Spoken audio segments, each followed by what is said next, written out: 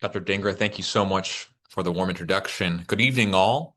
Thank you all for being here. My name is Timothy Kelly. I'm a current pain medicine fellow here at Stanford Medicine with a background in emergency medicine. I'm grateful to be here. Thank you for having me.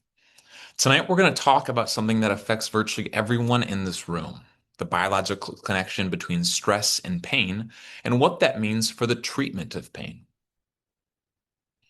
I hope that you all get four things out of tonight's lecture.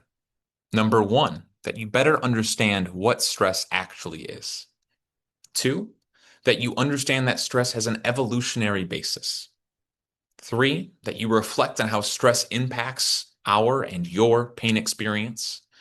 And number four, I hope that we can develop stress reduction strategies to decrease pain. Let's start with a question that sounds very simple. What is stress? We use the word all the time, but the first medical definition actually came from a physiologist named Hans Selye in the 1950s. He defines stress as the body's nonspecific response to any demand for change. It doesn't matter whether that demand comes from physical injury or an emotional threat. It results in the same biological machinery. Modern science has evolved that into three lenses. Physiologically, stress is a hormonal cascade. It's epinephrine and cortisol flooding your body. Psychologically, it's about perception. Stress happens when the demands feel bigger than our resources to cope. And evolutionarily, it's ancient. It's a survival system refined over millions and maybe even billions of years. That last point is important. The system was designed for short physical threats, and we'll see what happens when it runs chronically. Let's briefly walk through what happens inside your body when you're stressed.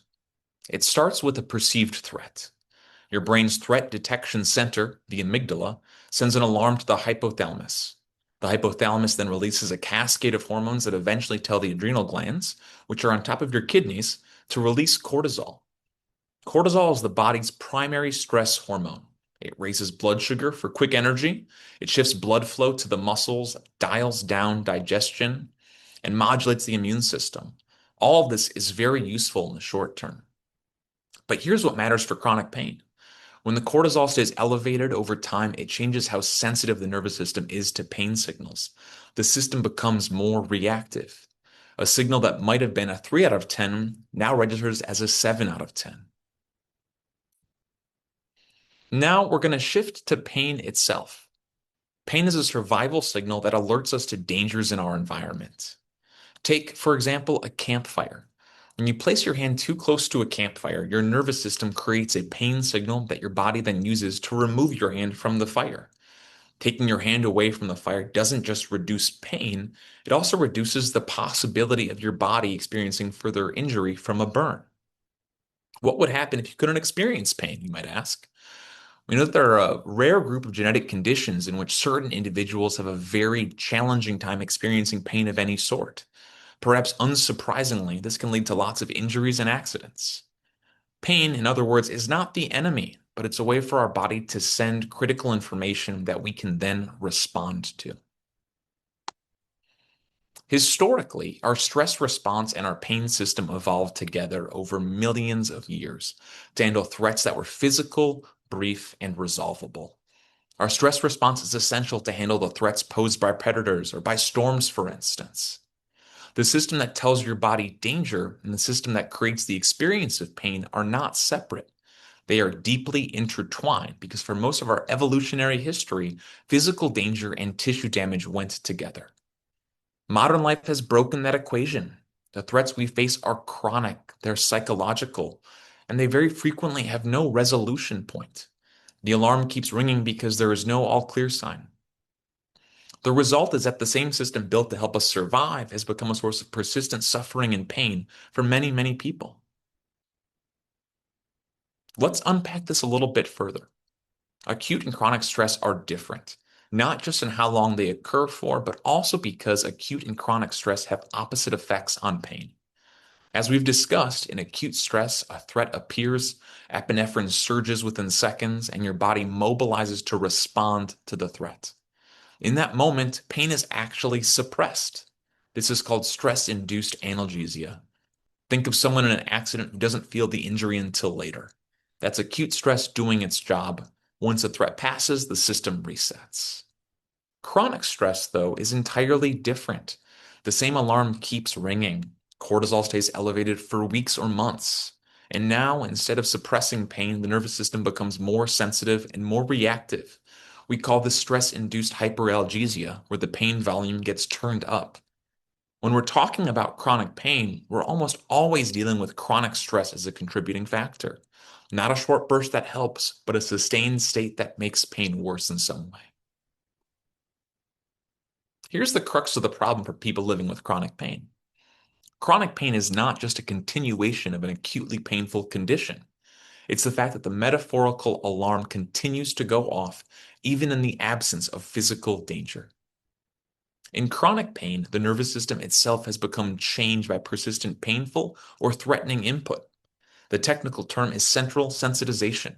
The spinal cord and brain become increasingly sensitive so that inputs that would have been innocuous and not painful before the injury now trigger pain.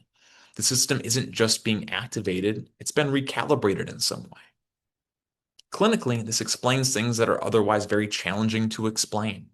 Why touching the skin around an old injury hurts, why a gentle breeze can be excruciating in some conditions, and why the pain doesn't always correlate with what imaging shows or does not show.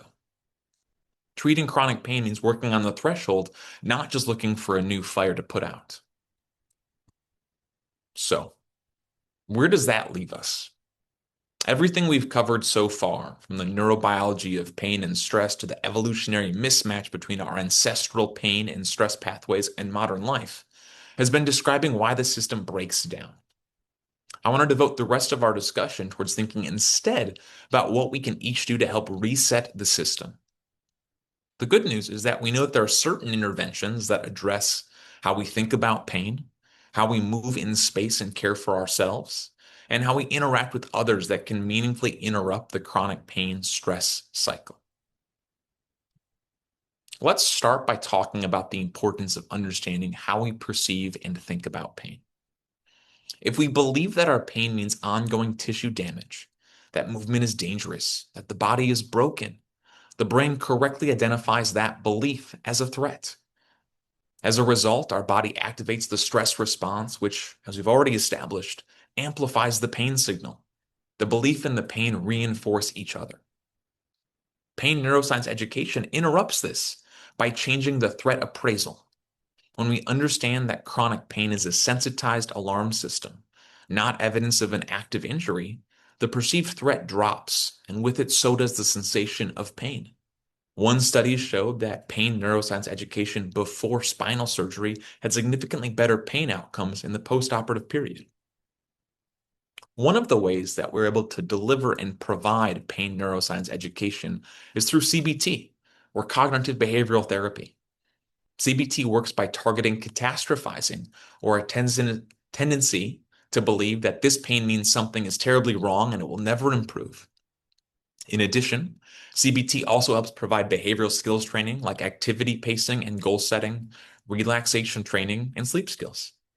Finally, mindfulness-based stress reduction allows us to observe sensation without escalating it into a threat response. All three help restore the same pathway that chronic stress dysregulates. And the chronic pain, with the right inputs, can learn something very, very different. Let's move from exploring how we think about pain to how we move and exercise. Exercise is one of the most evidence-based interventions for chronic pain with consistent benefit across many conditions. People with chronic pain often enter a fear avoidance cycle. Pain leads to fear of movement, which leads to deconditioning, which lowers the pain threshold, which leads to more pain. Guided movement, such as graded exercise therapy, can help interrupt and intervene upon this cycle. Aerobic exercise like walking, aqua therapy, and other disciplines like yoga and Tai Chi help trigger endorphin release, which in turn helps to decrease our stress alarm. To this end, regular exercisers show better cortisol recovery after stress, meaning that our body is better able to turn off our stress response when it's not needed. Physical therapy can also be incredibly helpful and can be especially helpful for patients or individuals who may not have a lot of experience exercising and or moving on their own. More than anything else, I want to share that much of the existing literature suggests that the specific type of movement matters far less than consistency and your sense of safety during movement. Simply put, the best exercise is the one that you will actually do. Start where you are, progress gradually, and prioritize safety over exercise intensity. Last but not least, I want to talk about the importance of social connection. Social connection is much more than just emotional comfort. It produces important biological changes in the stress pain system. Chronic pain consistently drives social withdrawal. We cancel plans, we avoid groups, we become more isolated. And our isolation removes one of the factors that helps us buffer our perception of stress. This in turn can worsen pain, which further increases withdrawal in the first place. It's another reinforcing cycle. The clinical implication is that addressing loneliness and isolation is an incredibly important tool that we can and should employ to help reduce stress and reduce pain. Increasing social connection can happen in many ways, from formal peer support groups to family and caregiver education sessions to group-based therapy. Stanford Pain Medicine offers multiple avenues to help individuals with chronic pain find meaningful opportunities for social connection. As a physician, social connection is very, very challenging to prescribe. And our pain psychology department has done an amazing job compiling these local community resources. Please take advantage of them. In summary, I'd like to close by focusing on a couple of high yield points. Point one, chronic stress and chronic pain share overlapping biological pathways. This is why patients with chronic pain frequently identify stress as an aggravating factor. This is also why stress reduction techniques are so important to effectively manage chronic pain. Point number two, stress evolved as an adaptive biochemical response and helps explain why so many of our learned thought processes and habits surrounding chronic pain can be so challenging to change.